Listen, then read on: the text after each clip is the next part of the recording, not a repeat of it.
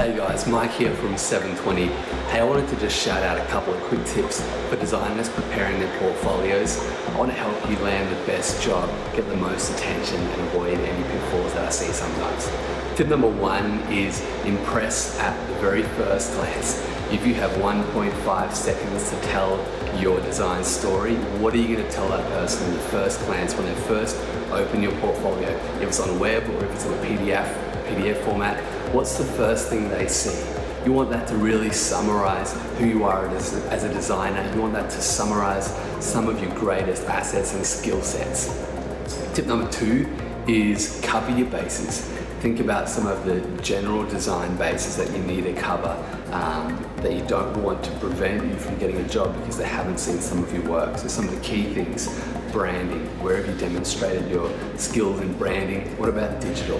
Have you done any work with social media, setting up campaigns, or at least just setting up design for Facebook, for Instagram? Show some of those off. EDMs if you've done that work, or even better if you've designed web pages, put some web design in there. Don't forget about good old-fashioned print. You need to have that in there still. It's still an important skill to have. Even packaging is something you might want to throw in there as well if you've had experience with. The next thing is know your audience. Who are you trying to get a job? Who are you trying to get to see your portfolio? Is it a hiring manager? Is it a recruiter? What kind of design style are they looking for? Are they a very kind of corporate company that is going to look for the safe options, going to look for the tame colors and design experience?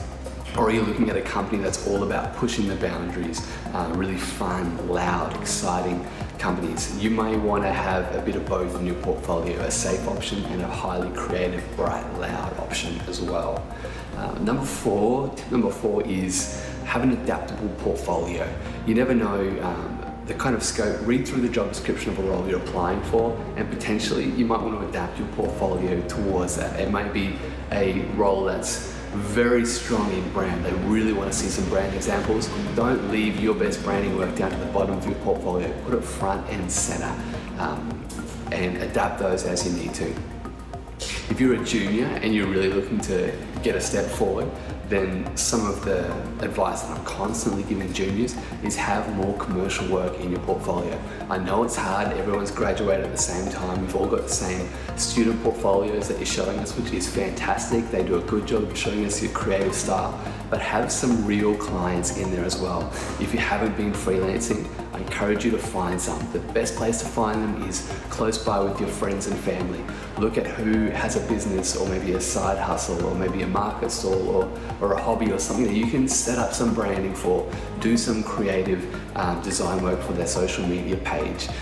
Do some campaign work maybe for their EDMs. Maybe do a whole shopfront design that they may not even have yet, but you can still put it in your portfolio. If you don't have a friend or family with a business, then look close by. Where do you buy coffee? Where do you go to the movies or have a drink with your friends? Could they use some design work? Don't be afraid to work for free, and don't be afraid to work for beer. You need to be able to showcase that you can work for a real client, that you can get things across the line. And even with that work, some of the advice I sometimes give is show the real client work. But sometimes you hate that work, to be honest. Sometimes that's not your most proudest work. Show the work that the client chose, maybe the safe option, but also feel free to show side by side what you would have chosen, what your best concept was. And you can have those showed side by side to demonstrate that you know how to play the safe option, but you also have a great concept creation. My final tip is to invest into getting good mock-ups. Having a good mock-up for some of your design work just really makes it stand out. If you're doing web pages, have a good mock-up behind it, especially if you're doing applications or responsive web design. Even print stuff, have good mock-ups. It really makes your work pop and stand out. Thanks so much. Talk to you later.